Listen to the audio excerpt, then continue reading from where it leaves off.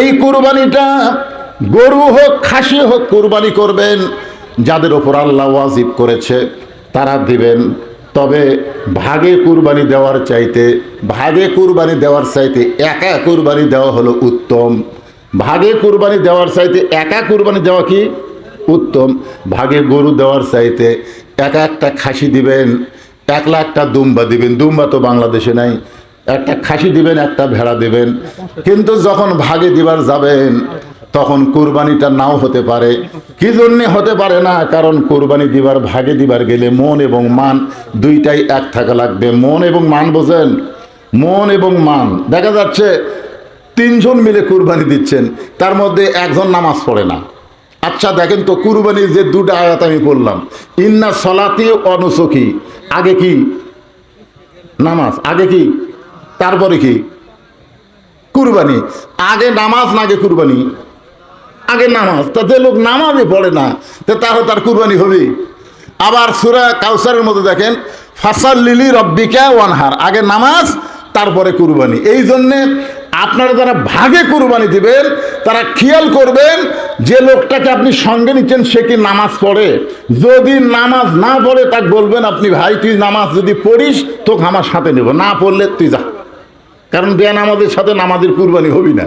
কারণ কুরবানির যেখানে কথা আছে সেখানে আগে নামাজের কথা আছে, তারপরে কুরবানির কথা। এক লোক আমাকে বলতে যে হুজুর, এক শিং খাটো এক শিং লম্বা, এই গরু কুরবানি হবে? এই লোকটা যখন আমাকে বলতেছে তখন আপনি আসরের 8 ঘন্টা পরে। তাই আমি বললাম, ভাইজান কুরবানি হবি কি হবে রে সেটা পরে বলবো, আসরের নামাজ পড়ছে।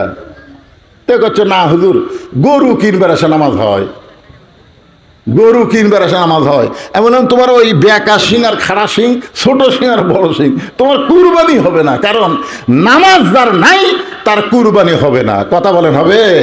কারণ আগে নামাজ তারপরে কুরবানি। এখানে যে দুটো আয়াত আমি তেলাওয়াত করছি, দুই জায়গায় আগের নামাজের কথা বলা হয়েছে, তারপরে কুরবানির কথা। এই কুরবানি ঠিকই কালো চাদরের মধ্যে উম্মে ফজল ছোট্ট একটা বাচ্চাকে ঢেকে আল্লাহ নবীর কাছে নিয়ে আসলেন। আল্লাহ নবীর সামনে এসে বললেন, উম্মে ফজল নবীর ফুফি হয়। নবীর ফুফি আল্লাহ নবীকে বললেন, ওগো আল্লাহ নবী, বাবা আল্লাহ তোমাকে আবার একটা নাতি দান করেছে, আবার একটা নাতি দান করেছে। নবীর চোখ দিয়ে দর দর করে পানি পড়া শুরু হলো। সাহাবীরা চিন্তায় পড়ে গেল, নাতির কথা শুনে নবী কেন কাঁদতেছে? আগে একটা নাতি হয়েছে, সেই নাতির নাম হলো হাসান। জোরে কোন, সেই নাতির নাম কি? আর একটা নাতি হয়েছে, নাতির কথা শুনে নবী কেন কান্দে? কিছুক্ষণ পর আল্লাহ নবী উঠে উম্মে ফজলের কোল থেকে ওই নাতিকে নিয়ে নাতির কপালে একটা চুমা দিয়ে বলতেছে, আল্লাহ এই গোস্তের টুকরাকে তুমি কুরবানি হিসেবে কবুল করে নাও। সমস্ত সাহাবীরা বললেন, ইয়া রাসূলুল্লাহ, আপনার ছোট নাতিকে আপনি কুরবানি হিসেবে কবুল করার কথা কেন বললেন? আল্লাহ নবী বললেন, সাহাবীরা, আমি নবী সেদিন থাকবো না, তোমরা অনেকেও থাকবা না, কিন্তু আমার এই হোসাইনকে আল্লাহ কুরবানি হিসাবে কবুল করার কথা বলার পিছনে কারণ হলো বাতিলের বিরুদ্ধে হকের পক্ষে হোসাইন তার জীবনকে আল্লাহর জন্য কুরবানি করে দিবে। তাহলে এখানে কুরবানি মানে শুধু গরু খাসি কুরবানি না। কুরবানি শব্দের অর্থ হলো আমার ভিতরের অহমিকা, আমার ভিতরের অহংকার, আমার ভিতরের সব কিছু চুরমার করে দিয়ে আল্লাহকে খুশি করার জন্য কুরবানি হওয়া লাগবে। ইসমাইল কি বলেছিল যখন শয়তান ধোকা দিল, কে রে ইসমাইল, এই তোর বাবা তোকে কোথায় নিয়ে যাবে? ইসমাইল বলতেছে, বাবা আমাকে বেড়াতে নিয়ে যাচ্ছে। শয়তান বলতেছে, তুই জানিস না পাগলা, তোর বাবা তোকে কুরবানি করবি। তখন থুতু থুতু থুতু দিছে। ওই জায়গায় একটা পিলার খাড়া করে তোছে, ওখানে আমরা পাথর মারি শয়তানক। ইসমাইল আলাইহিস সালাম কি দিছে? কথা কয় না, থুতু দিছে। আর আমরা কি মারি? পাথর মারি। কিছু দূর যাওয়ার পরে শয়তান বলে, রে ইসমাইল, আমার কথা বিশ্বাস করলি না? তোর বাবা তোকে কুরবানি করবে। ইসমাইল বলতেছে, শয়তান, তুই আসলে শয়তান। বাবার বিরুদ্ধে সন্তানের কাছে যারা বলে তারা হলো শয়তান। জোরে কন, তারা কি? বাবার বিরুদ্ধে সন্তানের কাছে যারা বলে তারা কি? জোরে কন। আপনার বউ যদি আপনার বাবার বিরুদ্ধে বলে তাহলে আর কথা কয় না। আপনার বউ আপনার বাপের বিরুদ্ধে কোনোদিনও কয় না। যারকে বাপ বেঁচে আছে দেখবেন অধিকাংশ বউ বাপ মায়ের বিরুদ্ধে কথা বলে, ছেলে খালি শোনে, বারে কিছুই পায় না। আচ্ছা, আপনার বাপ মায়ের বিরুদ্ধে আপনার কাছে কিছুই বলতেছে না, আপনি কিছু না করতে পারলে থু, ওর মুখ থুতে মারবেন। জোরে কোন কি মারবেন? ইসমাইল আলাইহিস সালাম কি মারছে? কে রে, আমার বাপের বিরুদ্ধে তুই আমার কাছে কথা বলিস, আমার বাবা মা যে দয়া করে, আর তুই বলিস আমার বাপ মা কুরবানি করবি, থু। আপনার বউ যদি কোনোদিন আপনার বাপ মায়ের বিরুদ্ধে কথা বলে, তখন আপনি বলবেন, যেই বাবা নিজে না খায়া আমাকে খাওয়া খাওয়া বড় করছে, যেই মা সারা জায়গায় জায়গায় আমি অসুস্থ ছিলাম আমাকে সুস্থতার জন্য কাঁদছে, দোয়া করছে, যেই বাপ মা এত কিছু ত্যাগ স্বীকার করে আমাকে বড় করলো, আর তুই আমার বউ হইয়া ঘরতে সে আমার বাপ মায়ের বিরুদ্ধে আমার কাছে কথা বলিস, থু। খালি একবার থুটা মারলে ওই জীবনে আর বাপ মায়ের বিরুদ্ধে কথা কবি? কথা কর না কেন, কথা কর না কেন? দ্বিতীয় জায়গা থুটা মারছে, শয়তান কয় লাস্ট চেষ্টা করি। 3টা জায়গাত কিন্তু পাথর মারা লাগে, যারা হজ করে তারা জানে। এখন শয়তান বলে, ইসমাইল আমার কথা বিশ্বাস করলি না রে, তোর বাবা কিন্তু তোকে জবাই করবে, কুরবানি করবে। সঙ্গে সঙ্গে ইসমাইল আবার থুতু মারে। ইব্রাহিম নবী অনেক দূরে গেছে। ইসমাইল কি খবর বাবা? আমার সাথে সাথে আস্তে আস্তে তুমি পিছনে বললে কেন? ইসমাইল বলতেছে, আব্বা আমাকে শয়তান ধরছে, এই শয়তানের টানানোর জন্যই দেরি হচ্ছে। বলে তোমাকে শয়তান ধরছে কেমনি বুঝলে? আপনি বলে আমাকে জব করবেন কোন? তো এটা একটা কথা হলো? বাপ কোনোদিন বেটা জব করবার পারে? এই খালি আমাকে ধোকা দেয়, অকমাত্রি ছুতু উহা পাত ছাড়তেছে না। ইব্রাহিম নবী এসে ইসমাইলকে বুকের মধ্যে চেপে ধরে বলতেছে, বাবা শয়তান যা বলেছে সত্য বলেছে, আসলে আমি তোমাকে কুরবানি করার জন্য নিয়ে যাচ্ছি। ইসমাইল চোখের পানি বের করে বলে, বাবা দুনিয়ার কোন বাবা কি পারবে তার সন্তানকে কুরবানি করতে, জব করতে? দুনিয়ার কোনো বাবা পারবে না। আপনি কেমন বাবা, আপনি আমাকে কুরবানি করবেন, জব করবেন? ইব্রাহিম বলতেছে, আমার জন্যে নয়, আল্লাহ তাআলাকে খুশি করার জন্যে তোমাকে কুরবানি করব। ইসমাইল বলে, বাবা আপনি যদি আল্লাহকে খুশি করার জন্য কুরবানি করতে পারেন, আমি আল্লাহকে খুশি করার জন্য কুরবানি হতে রাজি হয়ে গেলাম। এখন ইসমাইল কি বলতেছে, আপনি যদি আল্লাহকে খুশি করার জন্য কুরবানি করতে পারেন, তাহলে আমিও আল্লাহকে খুশি করার জন্য কুরবানি হতে রাজি। এটার নাম হলো কুরবানি। মূলত খুশি করব কাকে? তাহলে আপনি গরু কুরবানি দিচ্ছেন, খাসি কুরবানি দিচ্ছেন নিজে খুশি হওয়ার জন্য না আল্লাহকে? আল্লাহকে খুশি হওয়ার জন্য কয়জন দেয়? কয়জন দেয়? সবাই দেয়। মিন শাররিল ওয়াসওয়াসিল খান্নাস, এই কলজার মধ্যে একটা শয়তান বসবাস করে, বুঝলেন? এই হওয়া জিনিস হবার দিবি না। এই কুরবানি কিনালি আসার সময় বলতেছে, কে রে ভাই এই যে 1,20,000 টাকা দিয়ে কিনলো, ঠকলো না জিতনো? আচ্ছা আপনি বলেন, কিনার আগে আপনি যা ইচ্ছা তাই বলেন, কিনার আগে, কিনার আগে আপনি যা ইচ্ছা তাই বলেন, কিন্তু কেনার পরে ওইটার ব্যাপারে একটা কথা বলা যাবে না। আমার কথাই ফতুয়া কি বুঝলেন? কেনার আগে ভাই এটা 1,20,000 হবে না রে, কম হবে, কম হবে। 1,20,000 টাকা কিনলে ঠকা হবে ভাই, এটা কেনার আগে ঠকা হবে, কিন্তু কেনার পরে ঠকলো না জিতনো? আপনি ঠকা জিতার জন্য কুরবানি দিচ্ছেন না আল্লাহকে খুশি করার জন্য দিচ্ছেন? আল্লাহ বলতেছেন, তোমার কিছুই আমি খাই না, তোমার কোনো কিছু আমি আল্লাহ খাই না। আমি দেখব তোমার তাকওয়া, তোমার খোদা ভীতি, আমি তোমার অন্তরের দিকে তাকায় থাকবো। জোরে কথা কর না কেন ভাইজান? অনেকে বলে হুজুর কুরবানির গোশত কয় ভাগ করা লাগবে, অনেকে বলে। আমি বললাম তোমার দাদার সময় কয় ভাগ ছিল? কয় 3 ভাগ। তোমার বাপের সময় কয় ভাগ? বলে 3 ভাগ। তাহলে এখন এসে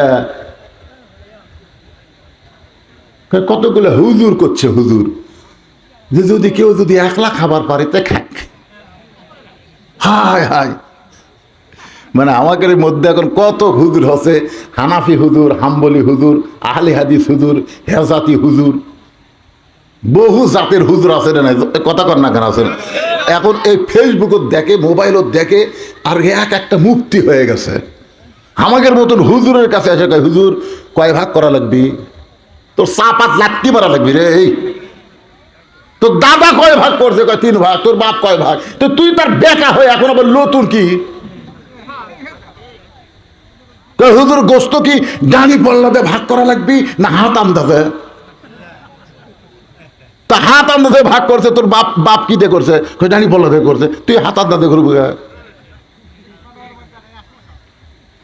না না, চিন্তা করে দেখেন, যখনই বলতেছেন হাত আন্দাজে, তখন আপনি আল্লাহর জন্য দিচ্ছেন না। আপনার ভিতরে লোভ ঢুকছে। 700 টাকা, 750 টাকা শেয়ার গোস্ত বাড়ে, কুরবানি হবে। কথা কন, কুরবানি হবে। কুরবানি কার জন্যে? আরো জোরে বলেন, কার জন্যে? নামাজ কার জন্যে? কুরবানি কার জন্যে? বাঁচবো কার জন্যে? মরবো কার জন্যে? সবই যদি আল্লাহর জন্যে হয়, তাহলে আপনি গোস্ত নিয়ে টেনশন করবেন না। কারণ ত্যাগের মধ্যে শান্তি, ভোগের মধ্যে কোনো শান্তি নাই। আপনি ত্যাগ করেন, ত্যাগের মধ্যে আপনি শান্তি পাবেন। যে গরিবেরা গোস্ত কিনতে পারে না, ঈদের দিনে তারা দৌড়াদৌড়ি করে, একটু বাড়ি বাড়ি যায়। আপনি দিবেন দিবেন, অল্প খাবেন, অল্পের মধ্যেই শান্তি পাবেন। আপনার কুরবানি আল্লাহ কবুল করবে। ফ্রিজ ভরে রাখবেন না, ফ্রিজ ভরে রাখবেন না। ফ্রিজের গোস্ত যতই তেল নুন দেন, সেই স্বাদ কিন্তু আপনি পাবেন না। আপনারা কি মনে করেছিলেন ইব্রাহিম নবী কি ইসমাইল কুরবানি দিছে?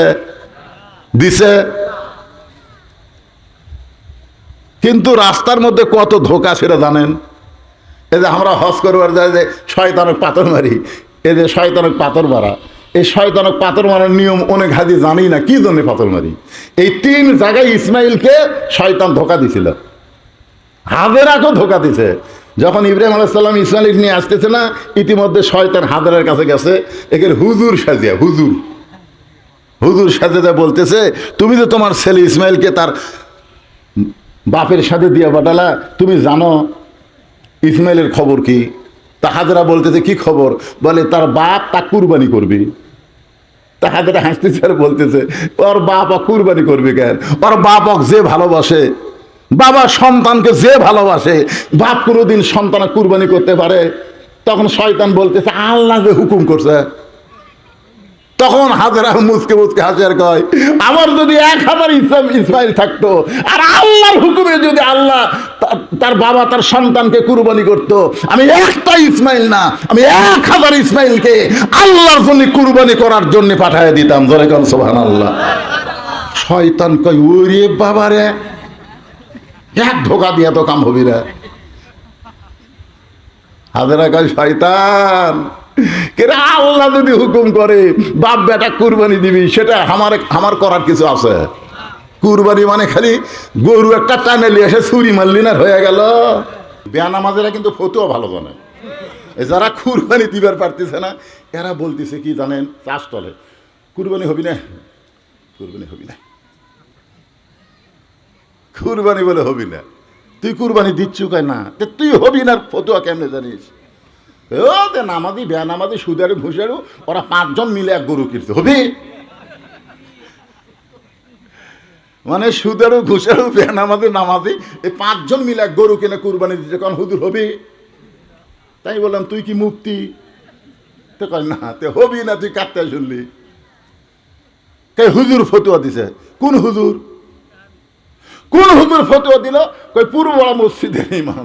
পূর্বপাড়া মসজিদের ইমামের কাছে গিয়ে বললাম, কে ভাই তুই কি কুরবানি দিস? যারা কুরবানি দিবার পারে না, তারকে মন খুব একটা ভালো থাকে না। কথাটা বুঝলেন না? খুব একটা মন ভালো থাকে না। ধনীরা কুরবানি দিচ্ছে, আমরা দিবার পারতেছি না, মনের মধ্যে একটা অশান্তি। এই জন্য গামছার মধ্যে গরিবেরা খুব একটা টাকা দিবার চায় না, এ কারণে হুজুরের হাদিয়া কম হয়। মানে এমন এক ফতুয়া মারিছে, বুঝলেন? বেনামাজেরা কিন্তু ফতুয়া ভালো জানে। যারা কুরবানি দিবার পারতেছে না, এরা বলতেছে কি জানেন? চাষ তলে কুরবানি হবি না, কুরবানি হবি না, কুরবানি বলে হবি না। তুই কুরবানি দিচ্ছু কয় না, তুই হবি না, ফতুয়া কেমনে জানিস? ও যে নামাজি বেনামাজি সুদারু ঘুষারু ওরা 5 জন মিলে এক গরু কিনছে, হবি? মানে সুদারু ঘুষারু বেনামাজি নামাজি এই 5 জন মিলে এক গরু কিনে কুরবানি দিচ্ছে, কারণ হুজুর হবি? তাই বললাম তুই কি মুফতি? তো কয় না, তে হবি না, তুই কাটতে শুনলি? কে হুজুর ফতুয়া দিছে? কোন হুজুর? কোন হুজুর ফতোয়া দিল? কই পূর্বপাড়া মসজিদের ইমাম। পূর্বপাড়া মসজিদের ইমামের কাছে গিয়ে বললাম, কে ভাই তুই কি কুরবানি দেশ? কয় না, আমি গরিব মানুষ হুজুর, তা আমি কুরবানি কোথ থেকে দেবো? তো ফতোয়া মারিস। দেখবেন যে আলেম কুরবানি জীবনে দেওয়ার পারে না, ওই কুরবানির বিরুদ্ধে ফতোয়া বেশি মারে। কথা কর না কেন কথা? বাংলাদেশের শতকরা 80% আলেম কুরবানি দিবার পারে না, কিন্তু ওরকে ফতুয়া আছে।